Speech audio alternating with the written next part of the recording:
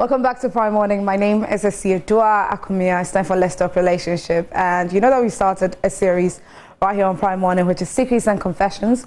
And we've actually been urging every single one of you who is burdened with something that is eating you up, and you feel like you have nobody to share this with, but you want to be free from it.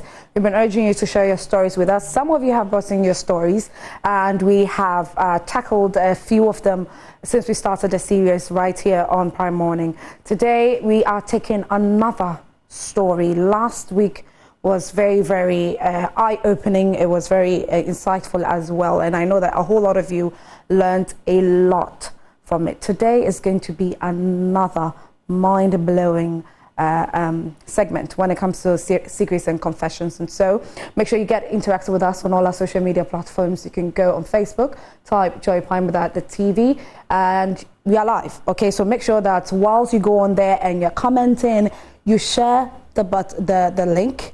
Hit the share button and share to friends, family, anybody that you feel would need to be a part of this conversation. Or you can go to our WhatsApp line. The number is 055 157 5757. 055 157 5757. Now, the gentleman whose story that we'll be delving into today is going to tell the story himself. But then before we do that, let me ask you, what do you feel about addiction? What addiction are you struggling with in particular? How does that make you feel? Are you a Christian? Are you Muslim? How does that make you feel when it comes to your religion or your religious beliefs? You can share that with us on our social media platforms. My guest is seated and he's ready for this conversation. He's ready for this conversation. And let me introduce him. Okay. So he's not just a preacher. He says he's a passionate preacher. He's an actor. He's a director. He's a producer. I mean, he's doing amazing when it comes to the things of God. And I love what he's done when it comes to his ministry. He's in the person of Pastor Timothy Bentum. Good morning. Good morning, ma'am. You speak well. Thank you. You speak very well. Thank you. Thank you very much. I'm excited to have you here. It's great to be here, actually. Great to be here. And I can't wait for you to, share your thoughts on this conversation to help our gentleman who is struggling with this addiction. Absolutely. And I believe that you're somebody that's had, quite a number of years of your life addicted to... Says who? I thought we were going to do with somebody's issue. Now you're bringing me into this whole thing. I'm going to muddy the waters. All these people in the street, they respect me, pa. You're coming to. Okay, so we won't go there. I'm just kidding. Right? We'll go there. Anyway, so the gentleman whose story we are about to delve into is on the line. Hello, good morning. Hi, can you hear me? Hello?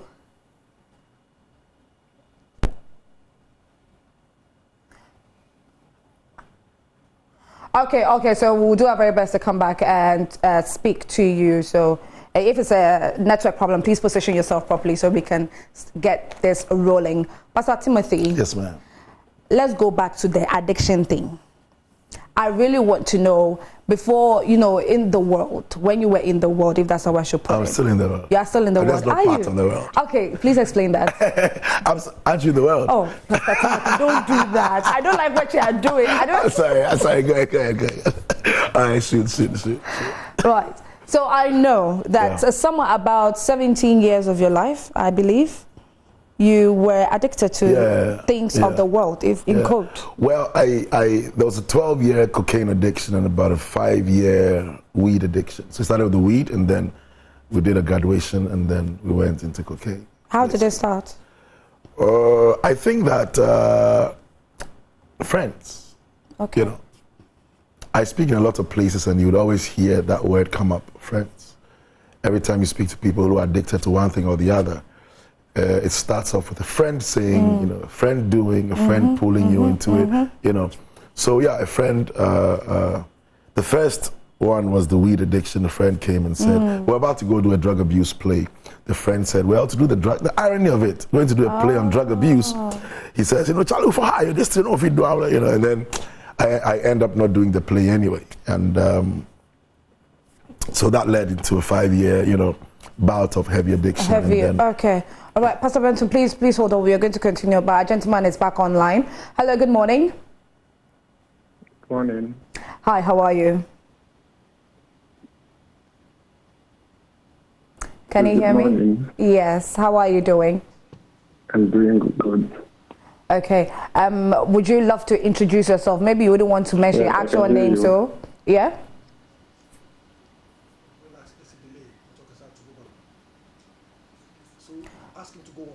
Please go on. I'm listening. We are here. Yes.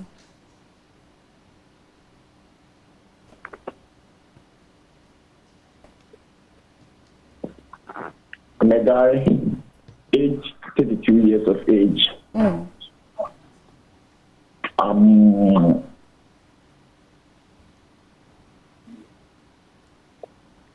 I'm a house worker. I met a lady 2020. Then we met on media. Then through conversation we became friends. Then I was interested in her. So I introduced everything to her. Then we became friends. She asked me to visit her. I went, which I was a Muslim, born in a Muslim family and being a Muslim, but later converted to Christianity. Okay.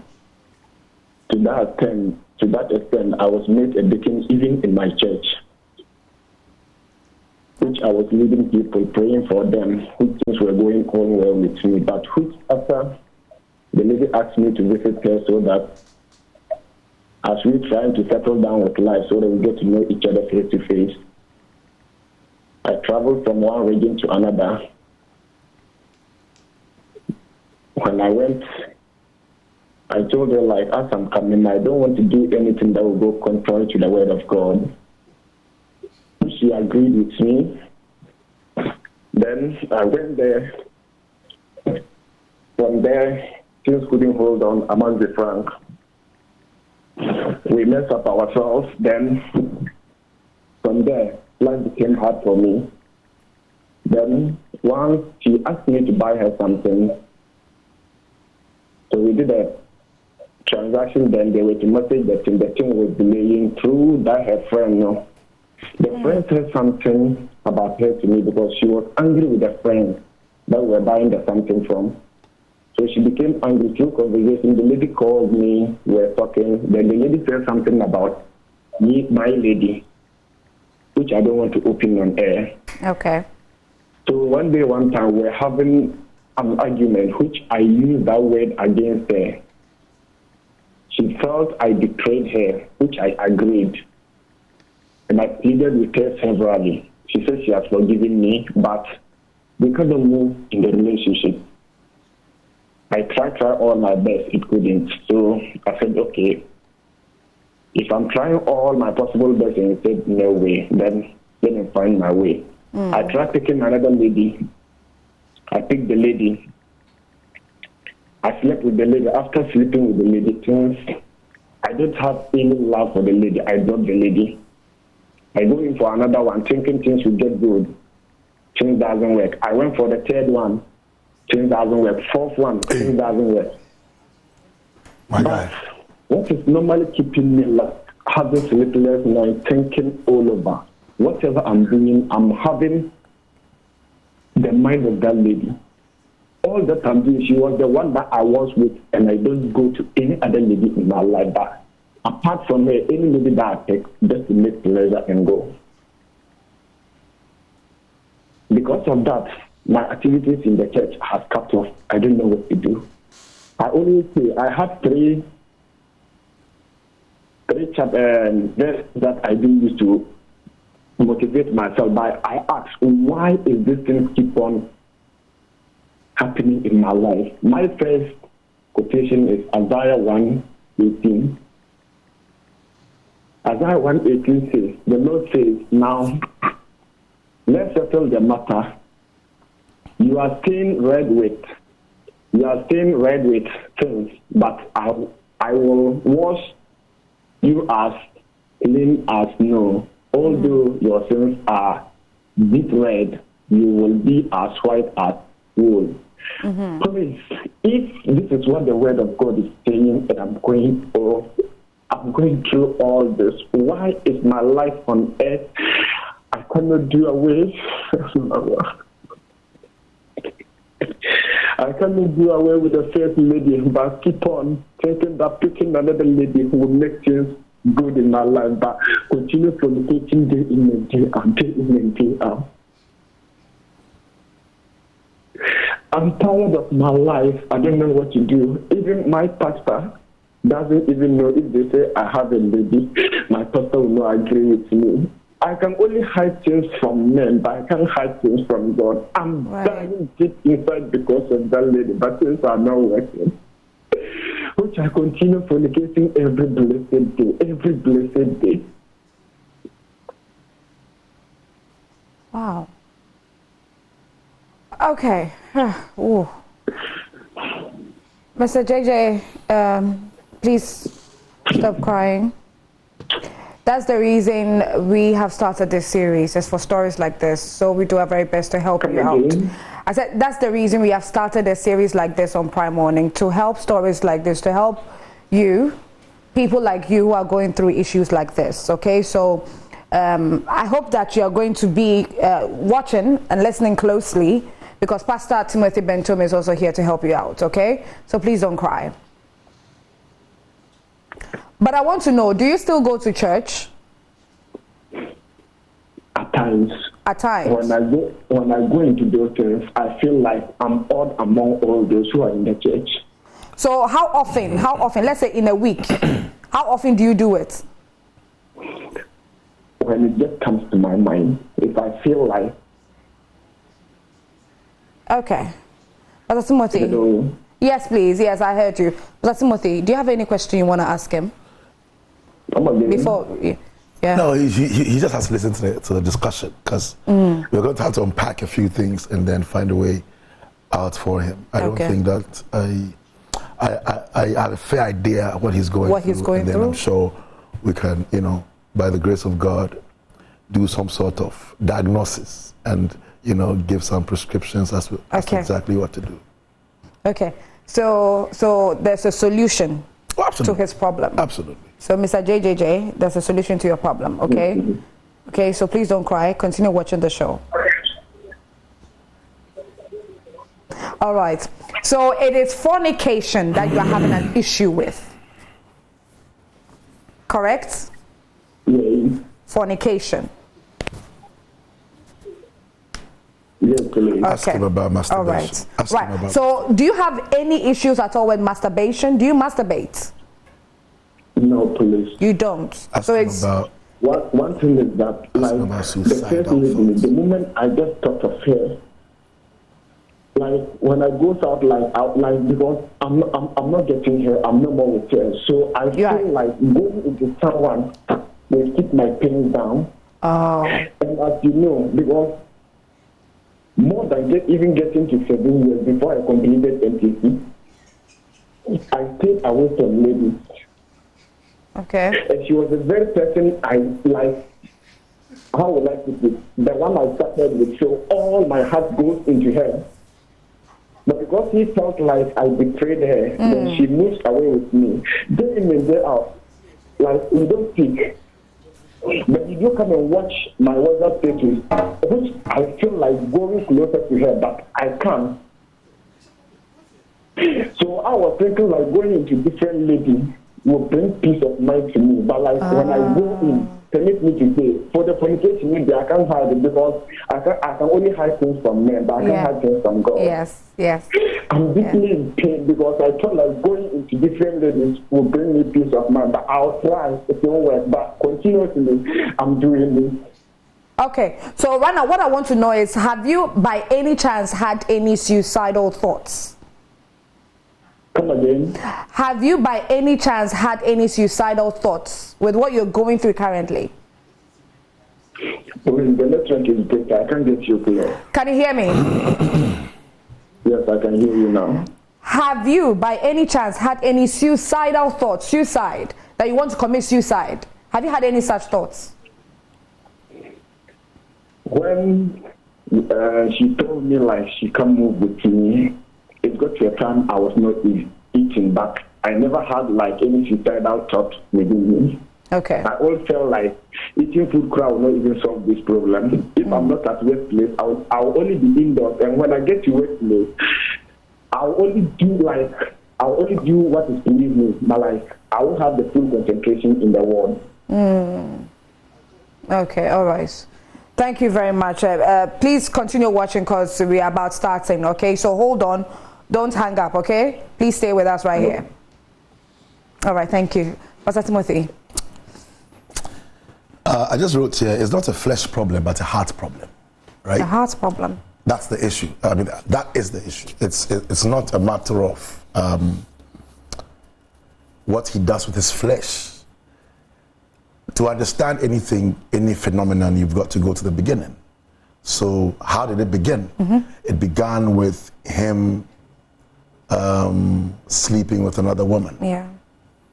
Now, the woman walks out of his life. Yeah. So in our local parlance, it's broken heart level.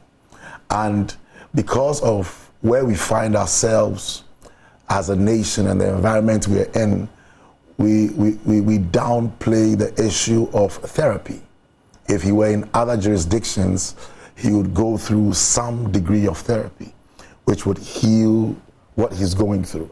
Now he's trying to numb the pain by sleeping with other women. Yes. Number two, it's a direction problem.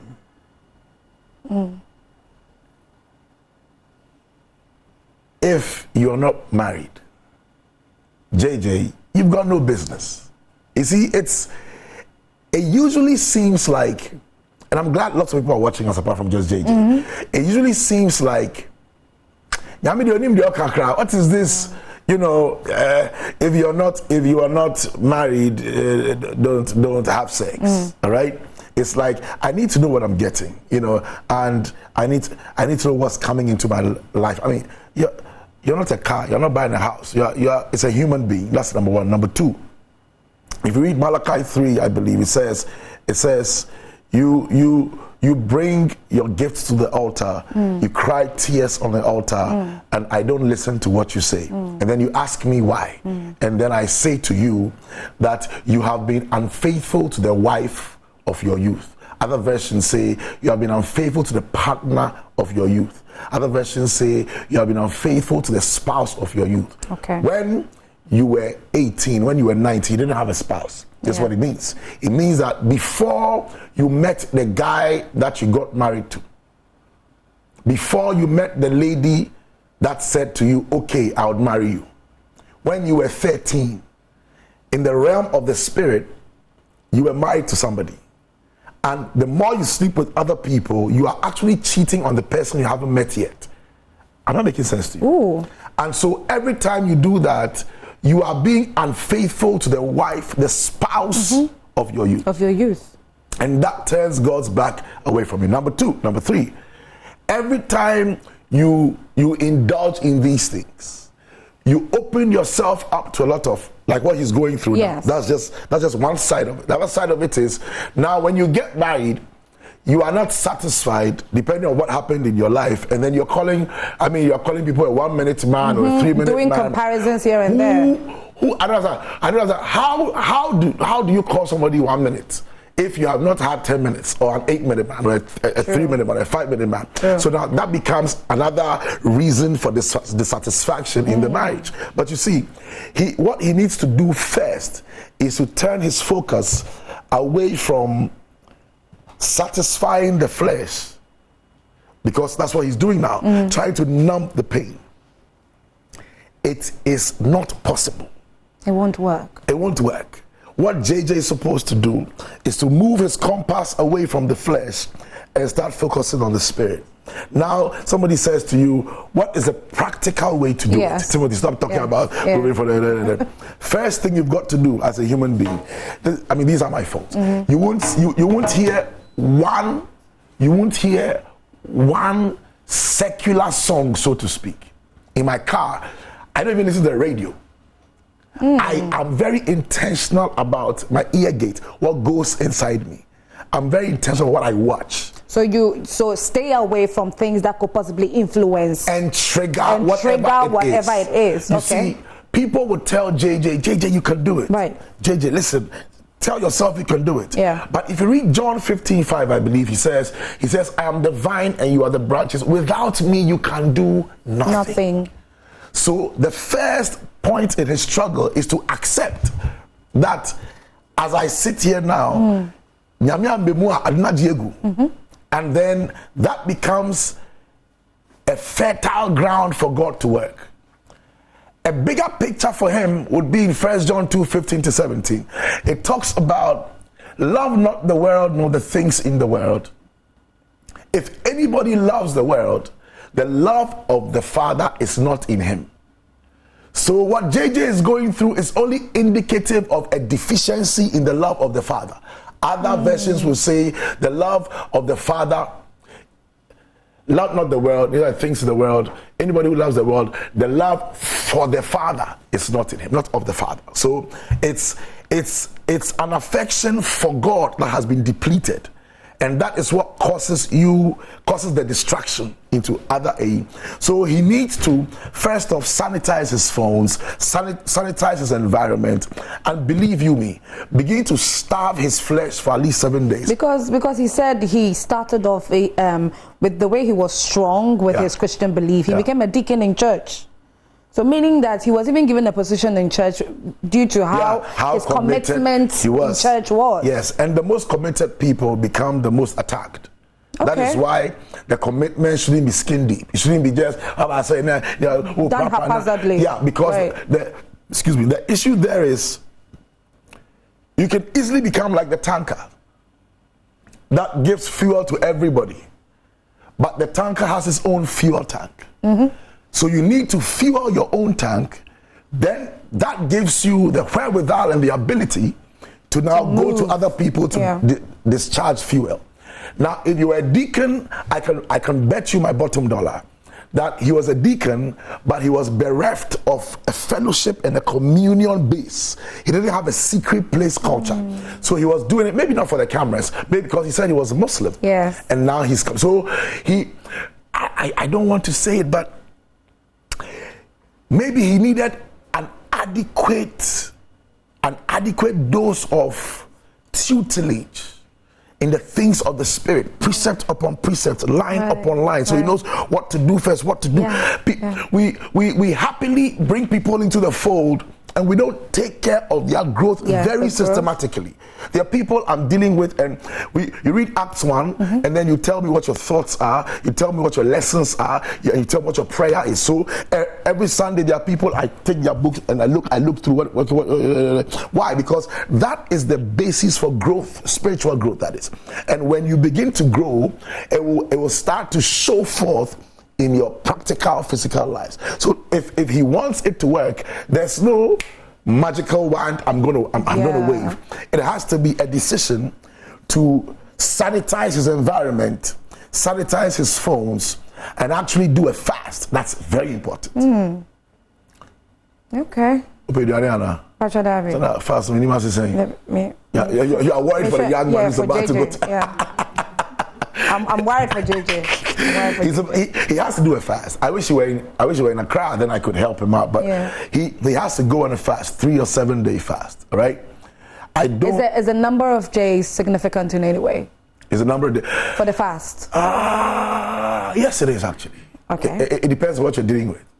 Some people are very vibrant and jumpy and all over the place flesh. People will easily get erections. You see some nice guy on a route. That is somebody is easily moved by. All he's got to see is to see the foam on the beer, and he's swallowing, he's salivating basically because Charlie, since 1931, that's club and all of that, and boys are happy because Charlie, if we go on,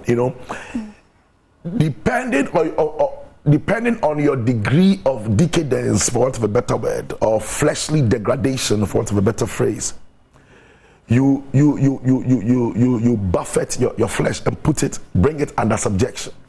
Let's not be fooled. The flesh is strong. But the benefits of fasting is that the more you fast, it gives your spirit more power. It empowers your spirit more. Note, I didn't say the more you starve. The more you People fast. starve and don't pray. Yeah. Fasting is not eating but praying and staying in that environment. So you can't be fasting. Hey, no. That's you're wasting everybody's time. Right. God's time. Right. You've got to stay in that environment where you empower your spirit. After a few days, you're a church girl, you know what I mean. Yeah. When you fast, sometimes when you eat, it's as if you have come down. Are people in this studio at all? Is anybody in this studio that fasts? When you chop, it's as if you just came, like, you're back into the flesh. You settle, yeah. When you were fasting, you felt a bit buoyant and you're like, where the devil at? You see, who did and I said, and that's exactly what it is. Okay. So he's got to do a 3 or 7 day fast. I don't mind if you share my number with him. Okay. Because I know he's out of Accra, so his pastor shouldn't be worried. I'm not interested in people's members. Yeah? I just think that his crying actually broke my heart. To see a man actually cry means he's going through stuff. Yes. And so he should sanitize his environment, sanitize his whatever phones, whatever it is, enter some kind of a fast, and ideally do a Psalm 3, Psalm 18, Psalm 35. That should work for him for 3 or 7 days, and the Lord will be good to him. Pastor Timothy, now reality. Let's come to the reality ground. I don't have problem. No, I'm speaking for my viewers. On behalf of my viewers, I know that my viewers are, they agree with what I'm about to say. All right, let's go. But I know the one problem that a lot of young people are facing right now, fornication. And they feel like, okay, I mean, we are doing it. That's the reality of things. Let's say I'm a church girl or a group of church people. There are no monies to get married or anything. And then because of how fleshy we are, it is very easy for us to succumb to certain things when it comes to sexual appeals or sexual desires. And so we have a lot of people who are now beginning to normalize sex before marriage. Yeah. Practically speaking, how can we overcome such desires? Sexual desires. Yes, because now it's become a thing. Yeah. That a lot of people are engaging in. Yeah. It's like a lifestyle. You have one lady who is doing about 4 or 5 different guys because she thinks that, oh, my boyfriend will no need to come brain to know to me or no to me. Yeah. So she has to do about 3 others who, okay, she's taking fuel money from here, she's taking feeding money from here, and then all that. It's like the surroundings that we also find ourselves in is also fueling the kind of lifestyle that we are adopting. Once again, greed is a problem. Greed. Absolutely. Why do you want to wear hair that costs 3,000 cedis or 7,000 cedis? To what end? Because the role models are wearing. Exactly my point. If you begin to sanitize your eye gate and your focus in the direction changes, all this nonsense would end. Now listen to me. I was in a church maybe last year. It was a youth Sunday thing. I didn't preach. I was just there to support. And this beautiful lady comes, preaches, does the word, does the worship and stuff. When she's done, I'm speaking to her. The Lord says, ask her why she's touching herself. And I'm like, did I hear right? So I ask her, I'm like, forgive me, but why? And starts to look up and scratching her head. So a lot of church people don't have boyfriends, but they have vibrators and dildos. Yeah. Because in their minds, well, I'd rather not use that, but I'll use this. This is okay. This is too much trouble and trauma, and this is nicer, and all of that. Let me tell you the truth. The easiest way for the devil to destroy the church is to make the things that are abnormal seem normal. When you say to me, Timothy, let's talk practicality, that alone tells me that everybody who's out there watching, everybody in the studio plus you, all the things I've said maybe not all of you, things I've said come across as ethereal and yet has said I feel blah blah blah blah. Come to our level. I don't know. At this daytime TV, forgive me, but you know, everybody is doing some nonsense. So what do we do to sort this thing out? And I just gave you a 3-point plan to make it happen. Sanitize your phones, sanitize your environment, and get in the word. I'm telling you, you see, your erection shouldn't determine your direction. Okay. The fact that you see some girl who she fine, say, oh, great booty. Excuse me, then next thing, why? Because you got erected in her direction? No. The sin is not necessarily in the thought. The sin is actually when the thought is played out.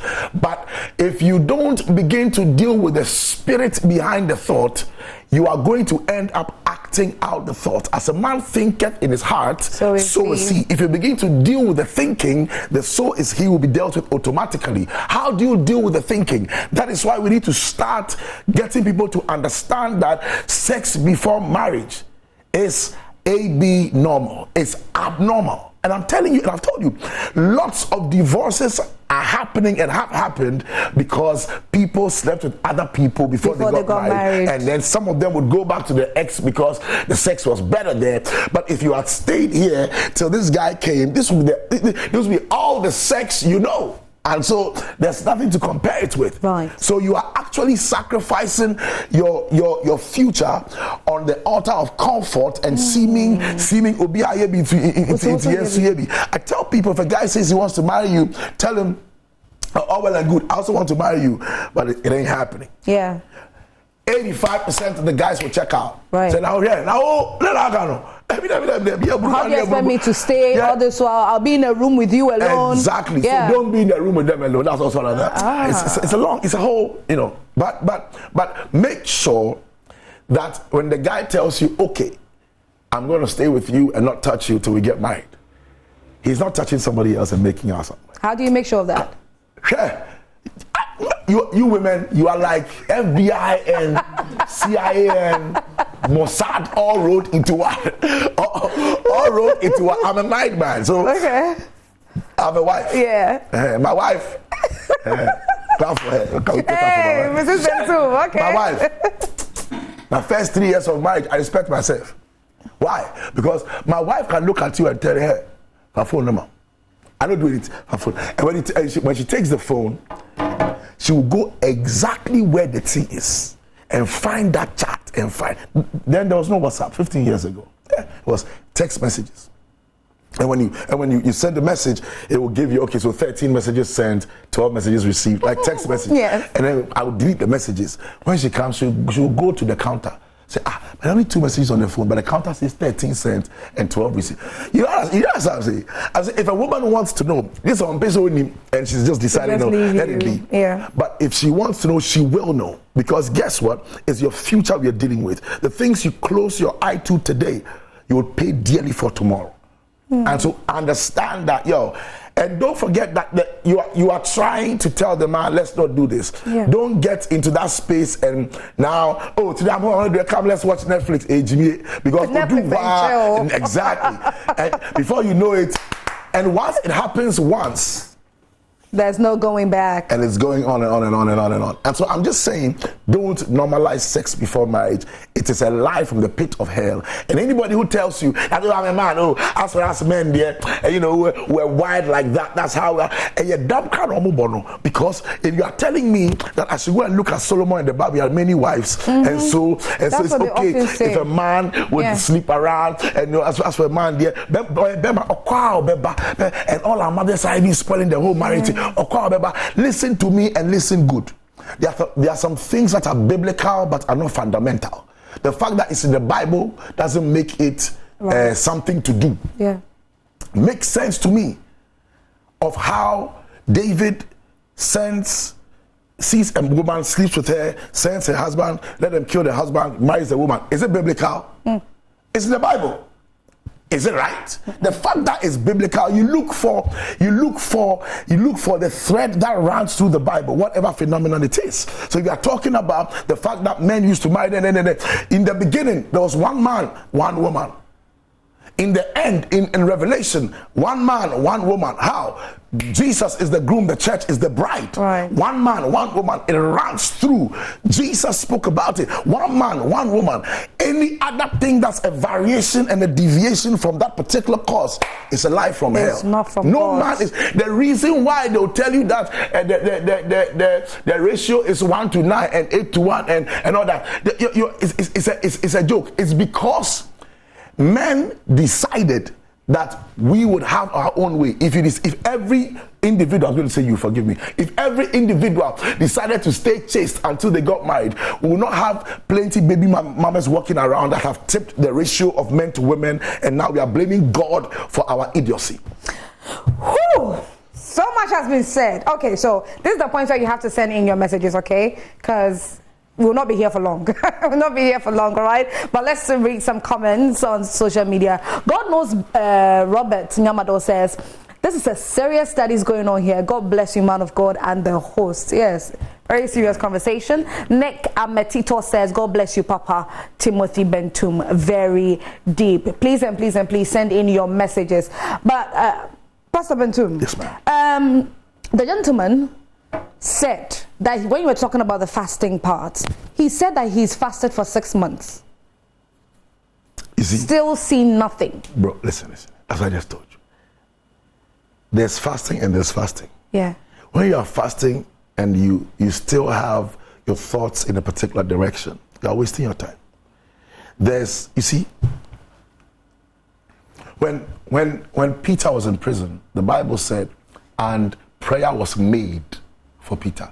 Prayer was like soup that was made. There are ingredients that make for acceptable prayer. The posture of the person praying is one. The heart of the person. God is sometimes more interested in the prayer than the prayer, right? Your heart is key. Your faith is key. Your understanding of happenings prior to who you are. So I like what he said about Isaiah, saying that even though your sins be as red as crimson, you make it as white as snow. Yeah. So he has that understanding, but there's a disconnect between the understanding and his faith. Because if you have the understanding and it doesn't fuel your faith into a place where you know that, no, this girl cannot push me in these directions, because guess what? 4 important words. Jesus is coming soon. The girl is pushing in a direction where, for all you know, the girl said now, she's like Saul, who has killed a lot of people and now has turned on the road to Damascus, and all the people who were working with him are all going to hell. And he has become, so before you know, the girl said, but now she's some Mame somewhere. Thank you. And then you are there doing all this. No. That's what I'm saying. The source of the problem is his heart. And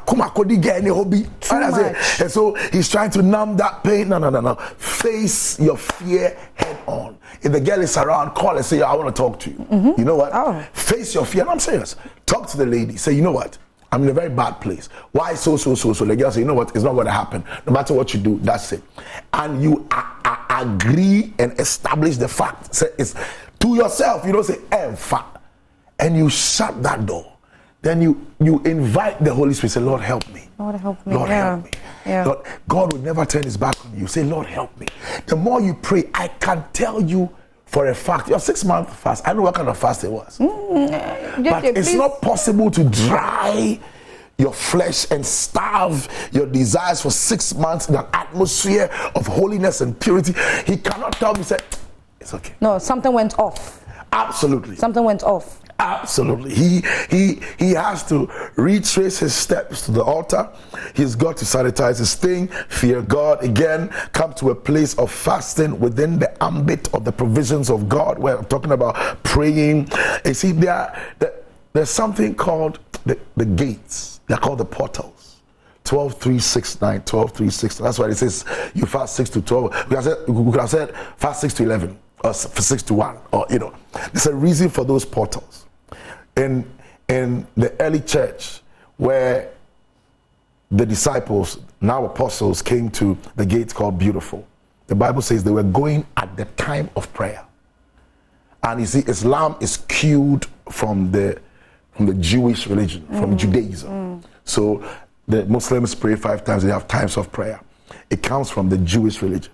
Times of prayer. They understand that there are times to pray. So when you are fasting, you make sure, for me, I tell the people in church, every hour you set your timer from 10 to 5, 10 past 5, 20 minutes.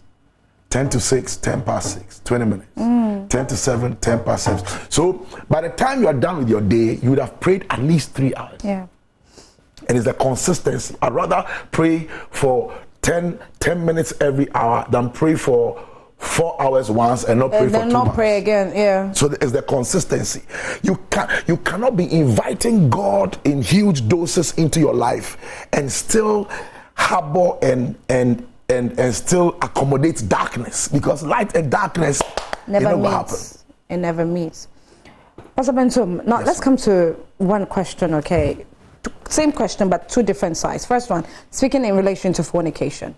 So in a situation where you're in a relationship and you know that, okay, this is the person that you want to get married to. You are definitely going to get married to this person. There are preparations underway towards marriage. But you feel like, okay, provided I know that I'm going to marry this person, there's absolutely nothing like having sex with the person. And then you end up having sex with the person because you know that it will lead to marriage. Have you seen, then second, let's do okay, the first one. Okay. Have you seen marriages called off a day before? Is it possible? Oh, it's possible. So agreeing to marry is not marriage from God's perspective. Okay. It's only it's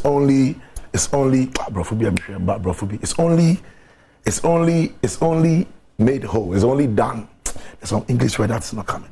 But it's only done, it's only marriage after so shall a man leave his father and his mother and cleave to his wife. It's only done in the, it's only consummated is the word I was looking for. Okay. It's only consummated when the actual thing is done, when there are physical witnesses and God is drawn into the marriage as a witness to what's happening. So then now everything you do, you every time you cheat on your wife, you're not only cheating on the woman, but you're also cheating on God. Every time you cheat on your husband, so then it becomes a tripartite communion. And that is what God sees as marriage. So you say, yeah, oh, so try your wife, Jimmy cry. Okay. I'm sorry. I keep forgetting that I'm a daytime television. Okay, so the second one. Yeah. In a situation where both partners have to also feel that they have to test how sexually active their partner would be. You are lowering your value by admitting to be tested. Admitting to be tested. Say, oh yeah, I didn't know. Fine, I say, I didn't. Me say, oh, bet me any man can say. Let me calm down. You are not a commodity to be tested. You are the apple of God's eye. You were made in God's image. True. You either love me trusting that I'm the best thing for you, or adios, it's done, finito, bye-bye, there's nothing to do. Because once you agree, say, oh, yeah, say, what you are saying in effect is God can create a particular product for you that is not the very best thing for you. That will bring us to the part where does God choose? But let's not go there. But yeah, that will bring us to another very whatever. A whole new conversation altogether. Pastor Bentum, so this same gentleman whose story we are delving into has something more to share. Please tell Pastor I fasted for more than 6 months. That's what I shared. I need your help. If you can please talk to her for me. Okay. Next one. If I don't want my heart to be at peace, I wouldn't have shared out because all that I do, but I still need her the rest of my life. So basically, he's trying to say that he's still in love with this lady. Broken heart. It's not flesh, it's a heart matter. And the heart matter, that's why you should listen to God when he speaks. God knows best. So now the damage has already been done. How do we correct the damage? He should also know that, let's establish. Because now he wants us to speak to the lady. No. JJ, in Sojra Tima, you say, because listen to me. Life is fashioned such that men don't get all they want. When I say men, I mean human beings, not male. As in God made man. Yes. Men, human beings don't get all they want. If you become fixated on a particular thing that is slowly killing you, it means that something negatively spiritual happened during that coitus, during that sexual happening. It means that there has to be a spiritual problem with the lady one way or the other, and JJ needs deliverance. Because I know why I said ask about suicidal thoughts, because he's going to get there eventually. Ooh. It's just a matter of time. I've seen a few of these things. It will get there eventually. And so he needs to admit, say, empha. It's not going to happen.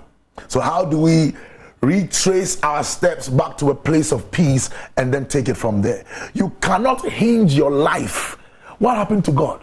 Now the guys, JJ, you are hinging your life on a woman, on the creation. Yeah. And that is the biggest reason why the whole race is where we are today. Because we have been wired to please creation and not the creator. So I dress it fine be now, so guy will say be nice, the guys too, I call Jim, give me 5 more, give me 7 more. So say when the girl say I get some 6-pack, it looks good. Yeah, I go to the gym. No, for health reasons. Okay. I'm a married man. Sister, remember, whoa.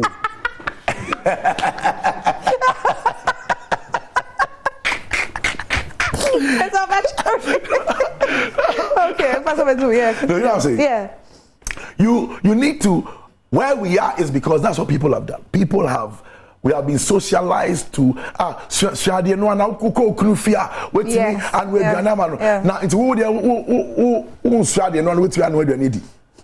same thing with the guys, you make money so your wife. So we have been wired to live for men. And if you read Romans 1, he said they began to worship the creation instead of the creator. And because of that, God gave them up to vile affections. It means that even all the things you see with all this LGBTQ nonsense is all as a result of men moving their gaze from vertical A to horizontal. Now we are looking at men and trying to please men. It will be Jimmy Crown to me because when you say, they have rights. When you shouldn't rights now. Sorry. Okay, so let's take some more comments. Wow, I have actually learned a lot from this conversation and I'm really impressed. Thanks so much, man of God. You've said it all. God bless you. From Lucy Omane. Thank you, Lucy. Good morning. Is that Lord Kenya? You almost have Kenya, I don't find like this. I tell him every day. You have a nice man. Kenya, you say you never have a cat. I'm just kidding. No, this is Pastor Timothy Bentu. Okay, this is Pastor Timothy Bentu. Yeah. Look at him very well. You've watched his movies. He used to be killer a lot. Oh. Okay, yeah, I mean, you're done with that. You're done with that, so yeah, let's move on. But yeah, I mean, okay. I used to be killer. Yeah, I used to be, you're doing bad boys, characters in the movies. But why? Why were you only giving me those things? Yeah. Do I look like a bad boy? Hey. Okay, I can't tell.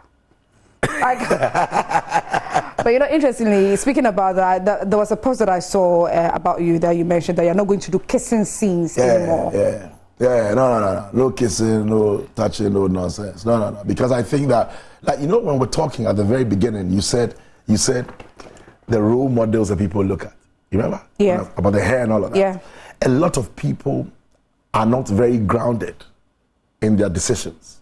Into who said somebody, I'm not mentioning somebody is kissing somebody. They begin to want to do something. It becomes an aspiring activity for them to, you do something to face that level. You wear do-rag, you want to do something, you want to walk some way, and that is what feeds into these things. Right. Okay, Pastor Matum, let's take some more comments. Please, I have a boyfriend who is 12 years older than me. I made it clear to him that I don't want to have sex before marriage. I'm still a student anyways. This young man said we can be in a relationship by touching each other's private parts, which I'm not comfortable with at all. I told him I want a platonic relationship, but he's still insisting. So what should I do now? Should I leave him? Yes. Leave him, straight up. Next one, I want to fellowship with God, but I'm dating. I really want to speak in tongues, but then I feel like because I'm dating and having an affair in my relationship, I can't speak in tongues. Sheesh. Hey, Pastor Bentu, let's... Good morning, please. What the man of God is saying is very true, but until you get married, you won't understand all that he's saying. It's after marriage, then you begin to see all the wrong you did that was right. I love Timothy Bentum and his teachings so much.